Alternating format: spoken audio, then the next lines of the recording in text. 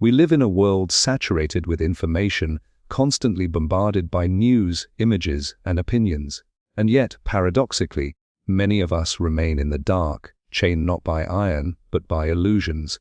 Plato, the ancient Greek philosopher, warned us about this over 2,000 years ago in one of the most powerful metaphors in all of philosophy, the allegory of the cave. Imagine a group of people who have been chained inside a dark cave since birth.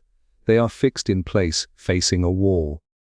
Behind them, there is a fire, and between the fire and the prisoners, people pass carrying objects. The prisoners see only the shadows cast on the wall and believe these shadows to be the only reality. For them, the world is not made up of people and objects, but only of their projections. They are convinced that what they see is the truth. Now, imagine that one prisoner is freed. At first, he is blinded by the light. He resists the truth, uncomfortable with the unfamiliar. But as his eyes adjust, he begins to see the world outside the cave, real trees, real people, real light.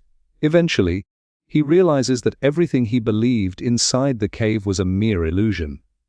When he returns to free the others, they mock him. They resist. They are too attached to the only reality they have ever known. This ancient parable is not just a story, it is a diagnosis of the modern human condition. Today, the cave is not a literal place.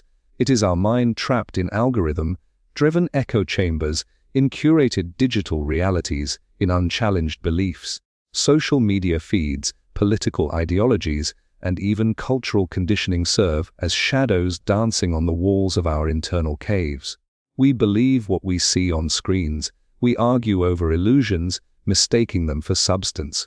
We rarely question where our beliefs come from, or whether they reflect reality or merely shadows projected by others.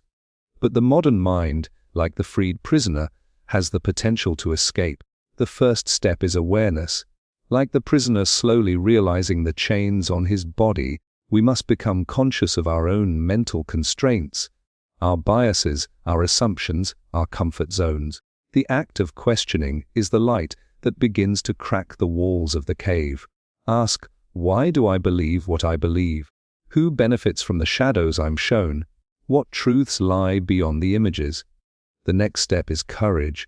Leaving the cave is uncomfortable. The light of truth can be blinding. It can dismantle long-held views and force us into the unknown. But without this courage, we remain stuck in a world of illusion, mistaking noise for wisdom and shadows for truth. In our time, the fire that casts the shadows might be television, social media, or even groupthink. These forces shape narratives, define norms, and tell us what is acceptable. We are trained to see reality through filtered lenses. Escaping this requires us to seek knowledge not just from headlines or trending videos, but from deep study, reflection, and dialogue. Plato was not just pointing to the dangers of ignorance.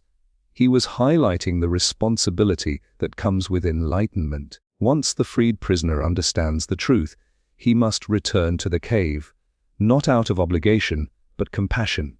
He must try to awaken others, and so must we. Each of us, once aware of our inner chains, becomes responsible for helping others find the light. But this, too, is a challenge. Those still in the cave may not want to be freed. They may ridicule, resist, or even attack the one who challenges their beliefs. Plato knew this, but he also believed that the pursuit of truth was worth the cost. In our age, true freedom does not come from external liberation, but from internal awakening. To free the mind is the highest revolution, and the greatest tragedy is not living in darkness, it is refusing to see the light when it's offered. So, ask yourself, are you still watching shadows? Or have you begun to turn around, questioning the source of what you believe? The journey out of the cave is not easy, but it is necessary. It is the path to wisdom, clarity, and true freedom. Plato's allegory is not a relic of the past. It is a mirror for today.